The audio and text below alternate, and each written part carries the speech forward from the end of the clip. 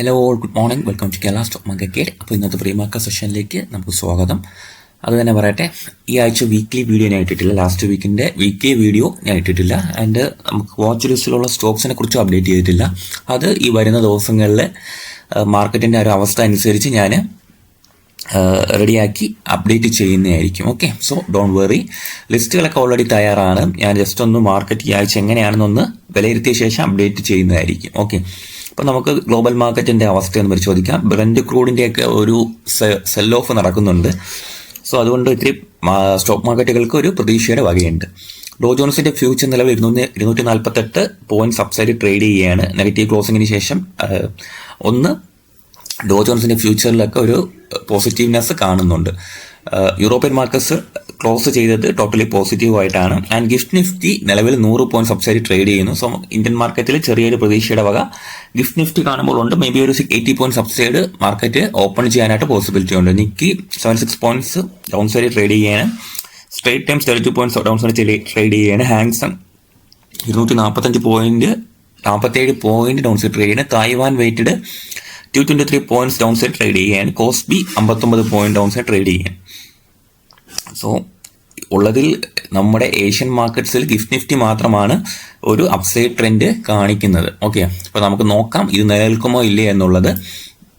Gift Nifty കണ്ടു നമ്മൾ. അതിനുശേഷം നമ്മൾ നിഫ്റ്റിയുടെ ചാർട്ടിലേക്ക് വരുമ്പോഴത്തേക്കും നിഫ്റ്റി വളരെ ഇമ്പോർട്ടൻ്റ് ആയിട്ടുള്ള ഒരു ഗ്യാപ്പ് ഫില്ല് ചെയ്ത ശേഷം നിൽക്കുകയാണ്. ഓക്കെ, ഡെയിലി ചാർട്ടാണ് ഞാൻ ഇട്ടേക്കുന്നത്. കണ്ടില്ല, ഈ ഒരു ഗ്യാപ്പ് മാർക്കറ്റ് ഫില്ല് ചെയ്തു. ആൻഡ് ആ ഒരു ഗ്യാപ്പ് ഏരിയയിൽ മാർക്കറ്റ് സപ്പോർട്ടും എടുത്തിട്ടുണ്ട്. അപ്പോൾ ഇനി നമ്മൾ ഇൻട്രാഡേ ലെവലിൽ നമ്മൾ പ്രതീക്ഷിക്കേണ്ട ലെവൽസ് ഒന്ന് നമുക്ക് ഓൾറെഡി ഒന്ന് നോക്കാം. സോ നമുക്ക് ഇനി മനസ്സിലാക്കേണ്ട കാര്യമെന്ന് പറയുന്നത്, മാർക്കറ്റ് ചെറിയൊരു ബേസ് ഉണ്ടാക്കി ആ ബേസ് ഏരിയയിൽ നിന്നാണ് അപ്സൈഡ് മൊമെൻറ്റം കാണിച്ചത്. അപ്പോൾ മാർക്കറ്റിന് ഇനി എന്താ പറയുക, പ്രധാനപ്പെട്ട കുറച്ച് ലെവൽസ് നമുക്ക് ഇൻട്രാഡേ ലെവൽ മാർക്ക് ചെയ്തിടേണ്ട ആവശ്യകതയുണ്ട്. അപ്പോൾ ടോട്ടലി മാർക്കറ്റിന് കൂടുതൽ ഇനി റെസിസ്റ്റൻസ് അല്ലെങ്കിൽ ഒരു സപ്ലൈ അടിക്കാൻ സാധ്യതയുള്ള സോൺ എന്ന് പറയുന്നത് 24,000 എന്നുള്ള ഈ ഏരിയ ആണ്. ഈ 24,000 ബ്രേക്ക് ചെയ്യുന്നത് പോലെ ഇരിക്കും മാർക്കറ്റിന്റെ ഇന്നത്തെ ഒരു ബുള്ളിഷ് മൊമെന്റത്തിന്റെ ഒരു ടോട്ടൽ സ്ട്രെങ്ത് മനസ്സിലാക്കാൻ കഴിയുന്നത്.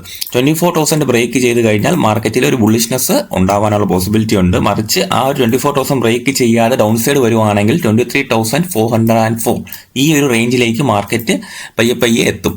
ഓക്കെ, അപ്പം 24,000 എന്ന് പറയുന്ന ഈ സോൺ ബ്രേക്ക് ചെയ്യേണ്ടത് വളരെ ഇമ്പോർട്ടൻ്റ് ആണ്. അപ്പോൾ ഈ ഏരിയ ഞാൻ സോണോടെ മാർക്ക് ചെയ്തിടുകയാണ്. ഓക്കെ, മാർക്കറ്റിന്റെ ഒരു സൈക്കോളജിക്കൽ ലെവല് ഇതാണ്. ഈ 24,000 മാർക്കറ്റ് ബ്രേക്ക് ചെയ്ത് കഴിഞ്ഞാൽ 24,261 റേഞ്ച് മാർക്കറ്റ് ടെസ്റ്റ് ചെയ്യാനുള്ള പോസിബിലിറ്റി ഉണ്ട്. അപ്പോൾ എല്ലാവരും ആദ്യം വെയിറ്റ് ചെയ്യേണ്ടത് 24,000 മാർക്കറ്റ് വളരെ കംഫർട്ടബിൾ ആയിട്ട് ബ്രേക്ക് ചെയ്യുന്നുണ്ടോ അല്ലെങ്കിൽ ഈ ഏരിയ റീടെസ്റ്റ് ചെയ്യുന്നുണ്ടോ എന്നുള്ളതാണ്. ഓക്കെ, അപ്പം നിഫ്റ്റിയിൽ ആ ഒരു ചെറിയ വ്യൂ മാത്രം മനസ്സിൽ കണ്ട് നിങ്ങൾ നിൽക്കുക. ഓക്കെ, വളരെ നെഗറ്റീവ് എന്താ പറയുക, ബെയറിഷ് പ്രൈസ് ആക്ഷനിലേക്ക് മാർക്കറ്റ് എപ്പോൾ പോകും? 23,421 ഈ റേഞ്ച് ബ്രേക്ക് ചെയ്യുകയാണെങ്കിൽ വളരെ നെഗറ്റീവ് എന്താ പറയുക സെന്റിമെന്റ്സിലേക്ക് മാർക്കറ്റ് പോകും.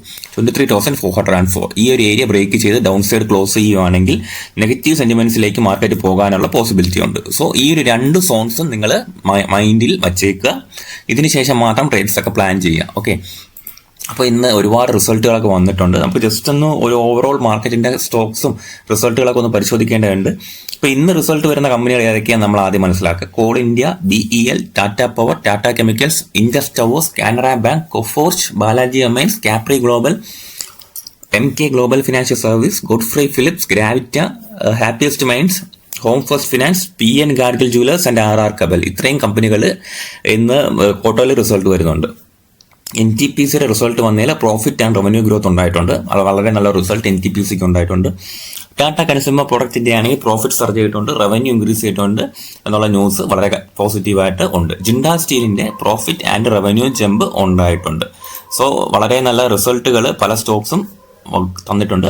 REC ആണെങ്കിൽ പ്രോഫിറ്റ് സ്ലൈറ്റ്ലി കുറഞ്ഞിട്ടുണ്ട്. 4,465 കോടിയിൽ നിന്ന് 4,192 കോടിയിലേക്ക് പ്രോഫിറ്റ് കുറഞ്ഞിട്ടുണ്ട് RECയുടെ. And net interest income drop ചെയ്തിട്ടുണ്ട്. അതിൽ വളരെ പിന്നെ രസകരമായ ഒരു റിസൾട്ട് എന്ന് പറഞ്ഞാൽ SBI cards and payment service ആണ്. 556 കോടിയിൽ നിന്ന് 664 കോടിയിലേക്ക് SBIയുടെ പ്രോഫിറ്റ് കൂടിയിട്ടുണ്ട്. ഓക്കെ, ബാങ്ക് ഓഫ് ബറോഡയാണ് പ്രോഫിറ്റ് സിങ്ക് ചെയ്തിട്ടുണ്ട്. പിന്നെ നെറ്റ് ഇൻട്രസ്റ്റ് ഇൻകം കുറഞ്ഞിട്ടുണ്ട്. പ്രൊവിഷണൽ ആൻഡ് കണ്ടിജൻസി ഫോളോ ചെയ്തിട്ടുണ്ട്. ഗ്രോസ് NPA ഫോളോ ചെയ്തിട്ടുണ്ട് എന്നുള്ള ന്യൂസ് ഉണ്ട്. ബാങ്ക് ഓഫ് ഇന്ത്യയുടെ ആണെങ്കിൽ പ്രോഫിറ്റ് നല്ല രീതിയിൽ പോയിട്ടുണ്ട്. 2,252 കോടിയിൽ നിന്ന് 3,067 കോടിയിലേക്ക് പോയിട്ടുണ്ട്. പിന്നെ IDFC ഫസ്റ്റ് ബാങ്ക് വളരെ നല്ല റിസൾട്ടാണ് വന്നിട്ട്. പ്രോഫിറ്റ് എത്രയാണ് 462 കോടിയിൽ നിന്ന് 1075 കോടിയിലേക്ക് പോയി. നെറ്റ് ഇൻട്രസ്റ്റ് ഇൻകം ഗ്രോ ചെയ്തു. ഗ്രോസ് NPA ഡ്രോപ്പ് ചെയ്തു എന്നുള്ള ന്യൂസ് ഉണ്ട്.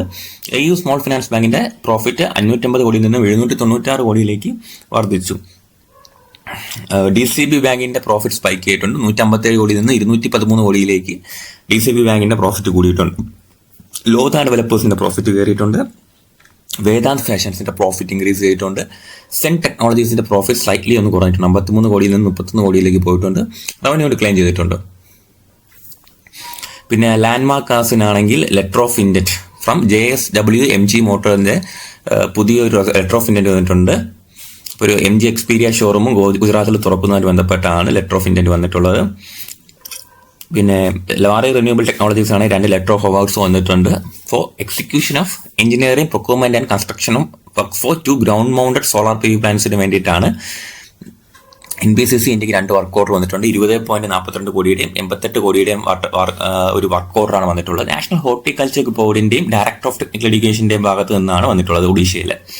സോ ഇങ്ങനത്തെ ന്യൂസുകൾ ഫ്ലോട്ട് ചെയ്യുന്നുണ്ട്. അപ്പം ഇന്ന് മാർക്കറ്റിന് പെർഫോം ചെയ്യാനാണെങ്കിൽ അത്യാവശ്യം നല്ല ന്യൂസുകളൊക്കെ ഉണ്ട്.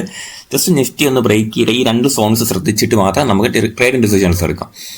അപ്പോൾ ഞാൻ വാച്ച് ചെയ്യുന്ന സ്റ്റോക്കുകളിൽ വെക്ടർ ഫുഡ് നമ്മുടെ ടെലിഗ്രാം ചാനലിൽ ഞാൻ അപ്ഡേറ്റ് ചെയ്തിട്ടുള്ള സ്റ്റോക്കായിരുന്നു, കണ്ടിട്ടുണ്ടായിരിക്കും. വെക്ടർ ഫുഡ് ഞാൻ പറഞ്ഞിട്ടുണ്ട്. അപ്പം കണ്ടില്ലേ, ഒരു വീക്ക് മാർക്കറ്റിലും പെർഫോം ചെയ്ത ഒരു കമ്പനിയാണ് വെക്ടർ ഫുഡ്. സോ വെക്ടർ ഫുഡാണ് എൻ്റെ ഫോക്കസിലുള്ള ടോപ്പ് പ്രയോറിറ്റി. ഞാൻ ഓൾറെഡി എൻ്റർ ആയിട്ടുണ്ട്. ഈ ഒരു ഗ്യാപ്പ് അപ്പിന് ശേഷം മാർക്കറ്റ് ഹോൾഡ് ചെയ്യുന്ന ഒരു സ്റ്റോക്ക് ആയതുകൊണ്ടാണ് എൻ്റർ ചെയ്തത്. ചെറിയ ക്വാണ്ടിറ്റി ആഡ് ചെയ്തിട്ടുണ്ട്, പുൾ ബാക്സിൽ ബാക്കി ആഡ് ചെയ്യാനായിട്ട്. സോ വെക്ടർ ഫുഡ് ആയിരിക്കും എൻ്റെ ഫോക്കസിലുള്ള പ്രധാന കമ്പനികളിലൊന്ന്. അപ്പോൾ നോക്കാം. അപ്പോൾ പിന്നെ നിങ്ങൾ ആരെങ്കിലും ടെലിഗ്രാം ചാനൽ ജോയിൻ ചെയ്തിട്ടില്ലെങ്കിൽ ജോയിൻ ചെയ്യുക. അപ്പോൾ നമ്മൾ ഇതിൽ നിങ്ങൾക്ക് എനിക്ക് മെസ്സേജ് ചെയ്യണമെന്നുണ്ടെങ്കിൽ മെസ്സേജ് ചെയ്യാം. ഞാൻ കഴിയുന്ന പോലെയൊക്കെ എല്ലാവർക്കും റിപ്ലൈ ചെയ്യാൻ ശ്രമിക്കാറുണ്ട്. Okay, so thank you.